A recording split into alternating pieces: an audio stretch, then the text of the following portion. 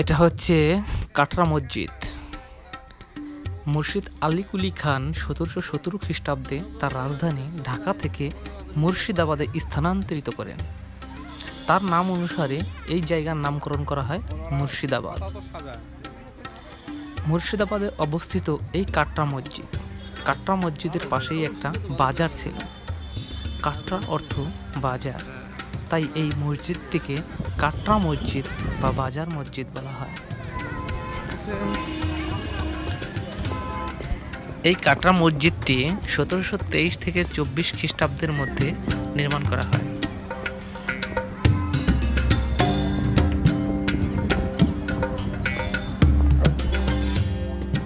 দেওয়ালের গায়ে উল্টো টির মতন যে ফাঁকাগুলো দেখা যাচ্ছে, ওই ফাঁকা স্থানে মোমবাতি বা অন্য ধরনের বাতি লাগিয়ে সারা মসজিদটিকে আলোকিত করে রাখা হতো।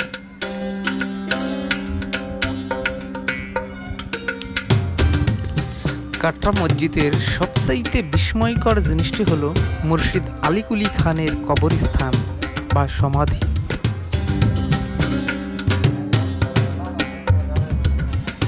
মুর্শিদ আলী কুলি খান তার কৃতকর্মের জন্য খুবই অনুতপ্ত ছিলেন। সেই জন্য মৃত্যুর পূর্বে তিনি ইচ্ছা প্রকাশ করেছিলেন তার কবরস্থান বা সমাধিটা যেন দেওয়া হয় এমন এক জায়গায় যেখানে সমস্ত পুণ্যবান লোকের পায়ের ধুলি তার বুকের উপর পড়বে। তার ইচ্ছা অনুযায়ী তার মৃত্যুর পর তার কবরস্থানটি মেইন গেটের সিঁড়ির নিচে দেওয়া হয়ে থাকে। এই সিঁড়ির নিচে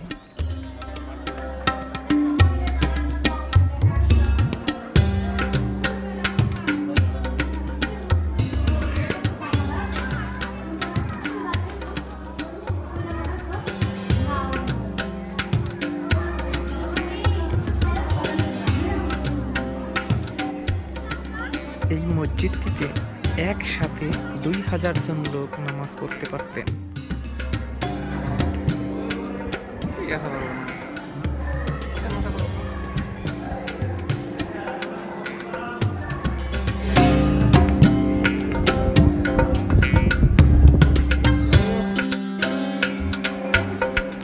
মসজিদটির গম্বুজগুলো অত্যন্ত দক্ষ শিল্পীর ন্যায় সূক্ষ্মভাবে তৈরি করা হয়েছে।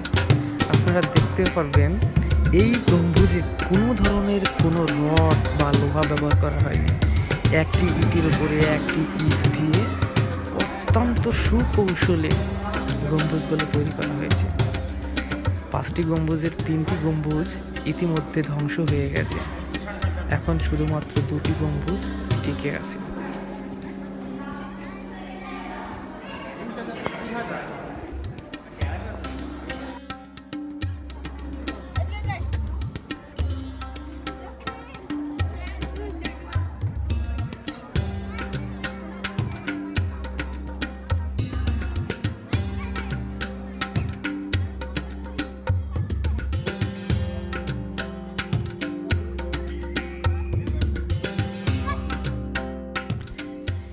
এই কাটরা মসজিদটির পাশেই একটি শিব মন্দির নির্মাণ করা হয়েছে। কী কারণে বা কেন এই শিব মন্দিরটি নির্মাণ করা হয়েছে তা এখনও জানা যায়নি, তবে আর কোনোদিন জানা যাবে বলে মনে হয় না।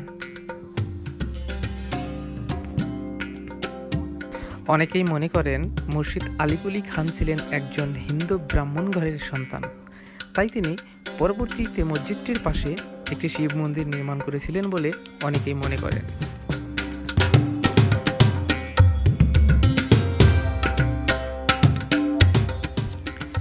মসজিদটির মিনারের উপরে যে ফাঁকা স্থানগুলো দেখা যায়, ওখানে ওই সময় বন্দুক রাখা থাকত।